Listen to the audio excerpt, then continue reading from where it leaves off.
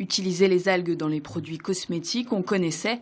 Les utiliser pour soigner les animaux ou fabriquer du papier, beaucoup moins. C'est ce que proposent des entreprises comme Olmix. Fondée il y a 20 ans à Bréant, cette société présente dans 70 pays utilise des algues vertes, rouges et brunes comme base de produits chimiques durables.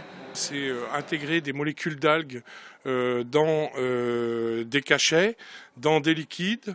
Et tout ça, aujourd'hui, c'est une industrie qui est en train de naître.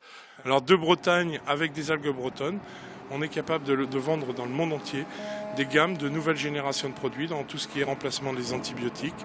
Olmix est un exemple parmi d'autres des façons de valoriser les algues comme aliments ou produits bio.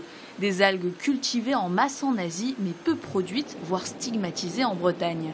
Il y a quand même un grand écart entre le fait qu'on soit obligé d'importer des algues du Japon ou de Chine, alors qu'on a la ressource ici. C'est une filière d'avenir qui pourrait être à l'origine de nombreux emplois et que c'est important au jour où la Bretagne connaît quelques difficultés de pouvoir montrer qu'il y a des choses qui existent et qui doivent être approfondies. D'où cette visite organisée par des étudiants pour faire un état des lieux de cette ressource aux propriétés méconnues, même parmi les premiers concernés. C'est une découverte, vraiment, parce que je voyais pas les métiers de l'environnement comme ça.